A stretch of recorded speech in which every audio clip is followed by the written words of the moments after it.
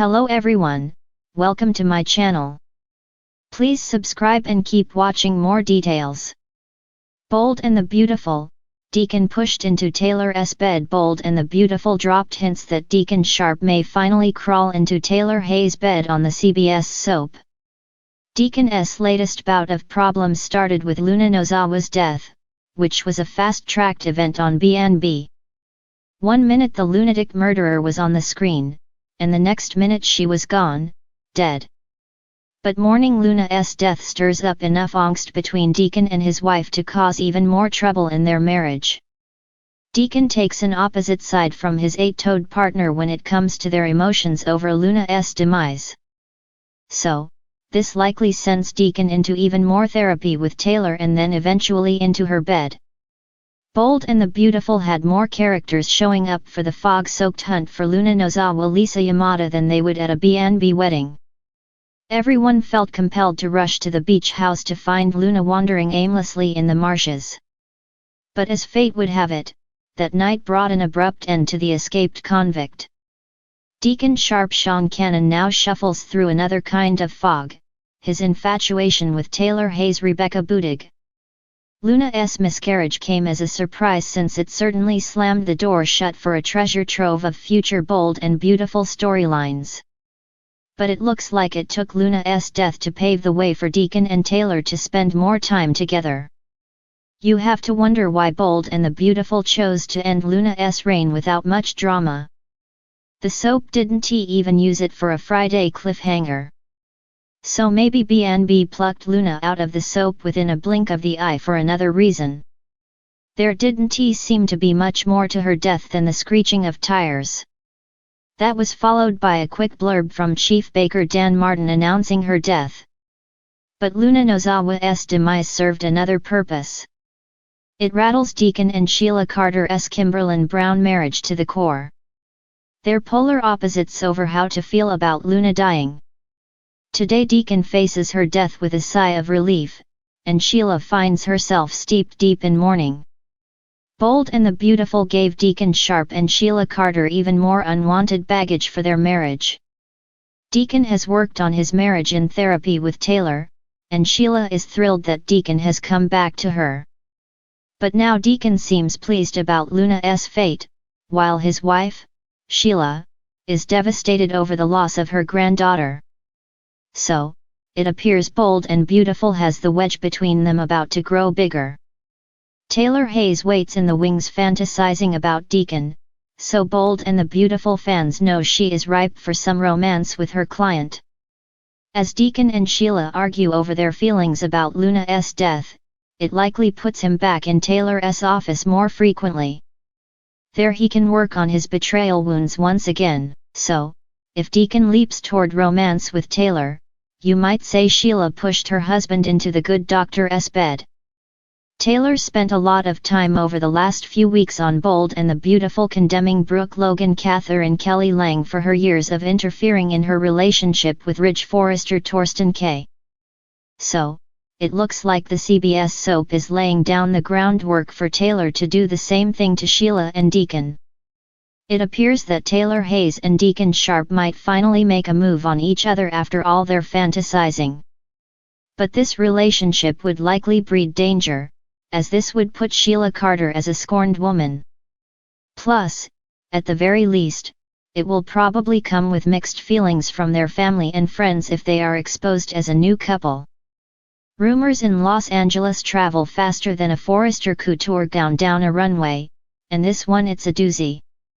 The whispers started soft, like a passing breeze rustling through the cliffside pines near Taylor Hayes' peaceful home. But soon, the murmur grew into a full-blown storm. Is Deacon Sharp being pushed straight into Taylor's bed? It's the kind of matchup no one saw coming, and yet, the more you picture it, the more it starts to glitter with possibility. Two people with complicated pasts, tangled loyalties, messy children, and hearts that never quite heal. That's textbook soap explosive chemistry. But how do we get there?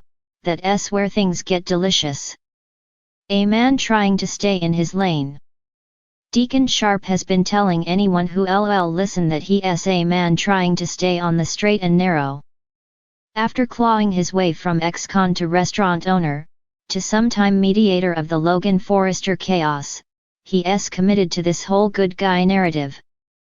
But Deaconess Hartwell, it's a trickier beast. There's the never quite doused torch for Brooke. The complicated, guilt-laced sonship to Sheila Carter. The unsteady place he occupies in Hope's life as she keeps evolving beyond him. Deacon's world is shifting. People he counted on are pulling away. His old habits are whispering to him. And that's exactly the moment a man becomes vulnerable to something or someone unexpected. Enter Dr. Taylor Hayes.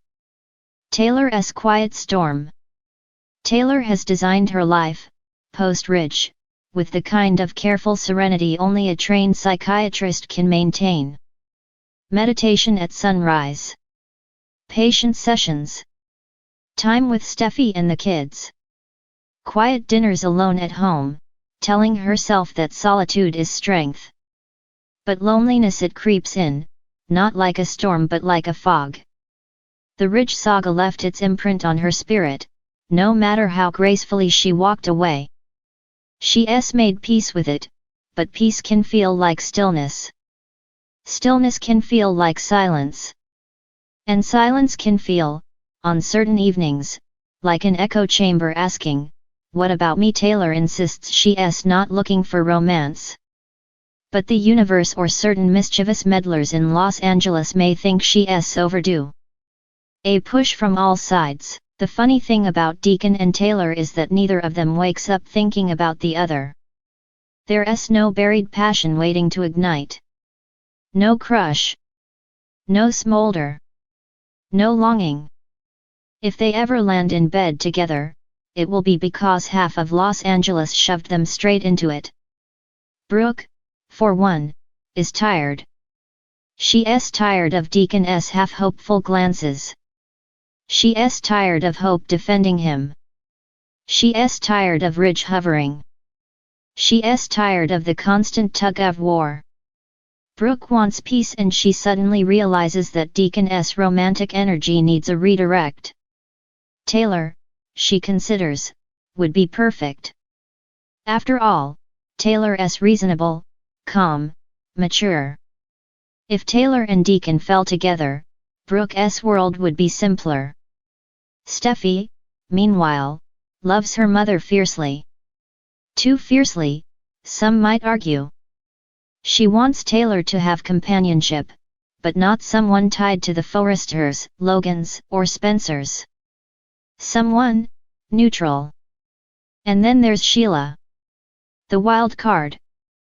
The chaos conductor. The one who wants Deacon free of the Logan grip and far away from Hope's influence. Taylor, in Sheila's mind, is safe, predictable, and least likely to interfere. Strangely, for once, Brooke, Steffi, and Sheila all want the same thing: Deacon redirected, Taylor distracted. That should be impossible. Yet here they are, pushing the same domino. A chance encounter that isn't chance at all. Deacon has a rough night after a disagreement with Hope. He closes Il Giardino early, grabs a bottle of wine from the back, and wanders through the cool Los Angeles evening trying to capture clarity. Taylor sees him from her car and stops not because she's plotting, but because helping people in distress is who she is. "Get in," she says. "You shouldn't be walking around with that kind of energy." Deacon laughs it off, but he climbs inside. The first 10 minutes are silence. The next 10 become a soft unraveling. He talks about Hope. About Brooke. About Sheila. About being tired of always proving himself. Taylor listens. Not as a therapist. Not as a friend. As a human being who recognizes the shakiness in someone trying to stay upright. He ends up at her house not because she planned it, but because she refuses to drop him off at the empty apartment he's avoiding. "You can stay for tea," she insists. "Or water. Or, just company. And then the rumors begin. Nothing happens that night. Nothing scandalous, anyway. Deacon sits on the couch. Taylor curls up in a nearby chair. They talk like two people who survived decades of heartbreak in this town. It's not romantic, it's strangely honest. But someone sees Deacon's car outside Taylor's place. Maybe it's a neighbor. Maybe it's a well-placed Forrester security guard. Maybe it's Sheila lurking in the shadows. And Los Angeles does what it always does, it decides the narrative. Suddenly Steffi is casually asking Taylor about her evening. Brooke is accidentally swinging by Il Giardino with probing questions. Ridge's eyebrows are practically in orbit. Hope looks confused, but oddly relieved. Everyone has an opinion. Everyone has a theory. Everyone has an agenda. The real tension begins. Taylor starts noticing things. Deacon dropping by more often. Brooke's sudden enthusiasm for Taylor's social life. Steffi insisting Taylor needs a man who gets her. Sheila sending anonymous hints that Deacon should explore new connections. And Deacon, poor man, is caught in the center of a romantic conspiracy he didn't sign up for. Yet, something unexpected starts happening. He likes talking to Taylor. She likes challenging him. He makes her laugh. She makes him feel grounded. It's not passion, not yet, but it's a spark trying to form. The setup to end all setups. Eventually, someone arranges the ultimate nudge. Maybe it's Brooke. Maybe it's Steffi. Maybe it's Sheila. Maybe it's all three in accidental alliance. Taylor invites Deacon to dinner, not a date, but the universe doesn't care about semantics. The candles flicker. The mood softens. The conversation deepens. And for the first time, there's a moment barely there, soft as a breath when it feels like they might actually fall. Is Deacon being pushed into Taylor's bed? Yes. Boldly. Blatantly. Strategically. With a full-blown Los Angeles coalition behind it. But will it work? That's the twist. Because the longer these two are shoved together, the more likely something real might spark, not because others want it, but because they unexpectedly fit. If Taylor and Deacon end up in bed, it won't be manipulation. It will be fate finally catching up with two people who were underestimated by everyone, including themselves. Bold and the Beautiful must-watch moments December 1st to 5th, Katie's disappointment and Donna's shocking news. The weekly The Bold and the Beautiful must-watch moments for December 1-5 tease that Katie is disappointed in Brooke for not supporting her as Bill confronts Ridge over what he did to Katie. Plus, Donna delivers some shocking news about Eric's health, which worries everyone. Tune in to CBS or Paramount and next week to catch all the dramatic moments in Los Angeles. Steffi opens up to Finn about her bond with Eric as concern for Eric's health intensifies. Will and Elektra struggle with the truth about Luna's hit and run as Steffi and Finn try to move forward. Luna's killer comes clean, while Brooke and Ridge revisit their past, and Katie feels betrayed. Bill goes after Ridge, and Donna delivers shocking news about Eric. Will Crew Morrow and Elektra Lania Grace reel at who ran over Luna Lisa Yamada? Steffi Jacqueline McInnes Wood and Finn Tanner Novlin are committed to moving forward. Bill Don Diamont attempts to sway Katie Heather Tom to his firm. Luna's killer confesses to Steffi and Finn. Brooke Catherine Kelly Lang and Ridge Torsten K reminisce. Katie is disappointed that her sister, Brooke, is not supporting her. Deacon spends meaningful time with his family and reconnects with Taylor. Bill confronts Ridge over what he's done to Katie. Donna Jennifer Garais blindsides Brooke with news about Eric John McCook. Deacon Sean Cannon, Hope Annika Noel, and Deke Harrison Cohn spend time together. Ridge and Eric have a powerful conversation at the office. Deacon visits Taylor Rebecca Budig, and their chemistry is palpable. Steffi explains to Finn her deep connection to Eric. Everyone worries about Eric's health. The first week of December on The Bold and the Beautiful is shaping up to be a powder keg, a stretch of days where hushed conversations explode into heartbreak, and one whispered revelation threatens to upend everything at Forrester Creations.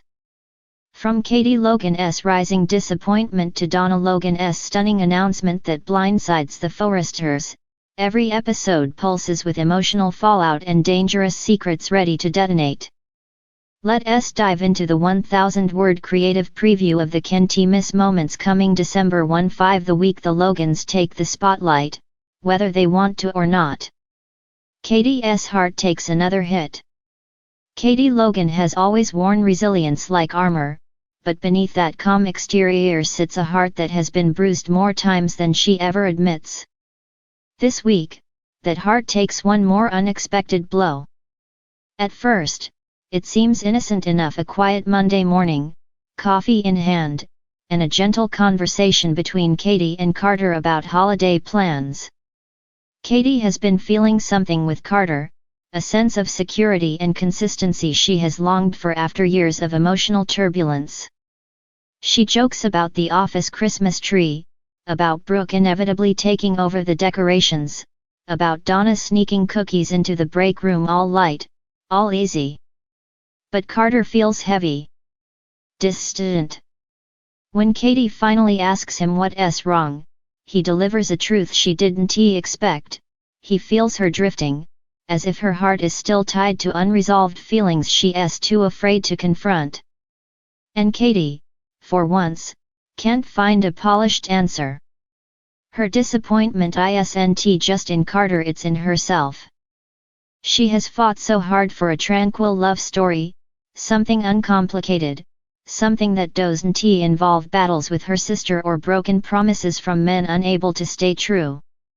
But Carter senses a hesitation Katie has been trying to ignore. And his honesty forces her to face a possibility she hoped to outrun: maybe she isn't as ready for new love as she claimed. The moment leaves Katie shaken. By Tuesday, she throws herself into work, burying her emotions beneath spreadsheet deadlines and upcoming holiday campaign demands. But Carter's words linger like a shadow she can't shake. And that's when things become even more complicated. Katie overhears a conversation not meant for her. Midweek brings a twist that deepens Katie's emotional spiral. While stopping by Ridge's office to discuss orders for the new couture line, she overhears a hushed conversation between Brooke and Donna. She isn't trying to eavesdrop, but the moment her name is spoken, Katie's curiosity plants her in place. Brooke wonders aloud if Katie is truly happy. Donna admits she's noticed Katie pulling away from Carter, despite how good he is to her. The sisters worry she might slip back into old patterns, perhaps even old longings. Katie steps back, shoulders tense, heart shifting painfully in her chest. She isn't angry. She's hurt. Vulnerable in a way she rarely allows herself to be. She has worked tirelessly to show strength, to prove she can build a future without the ghosts of past relationships haunting her. Hearing her sisters doubt her, even with loving intentions, shakes her confidence further.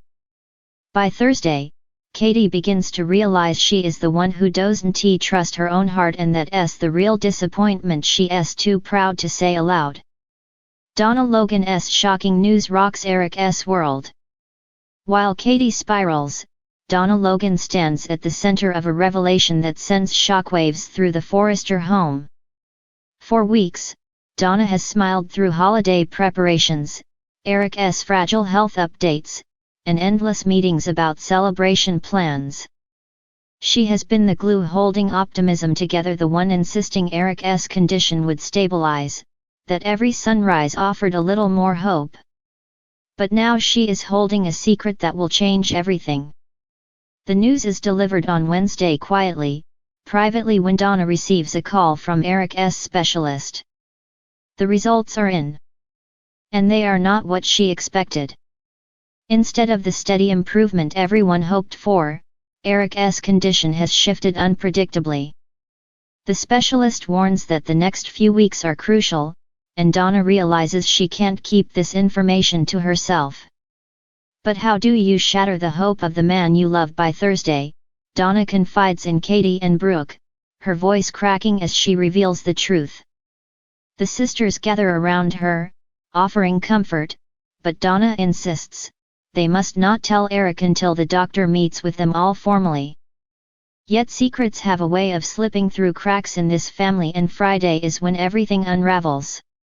Eric learns the truth before Donna can prepare him.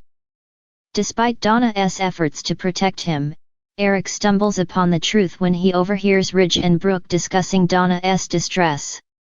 Eric, feeling stronger this week and eager to resume work, confronts Ridge directly, demanding the truth with the authority only Eric Forrester can summon. Ridge hesitates.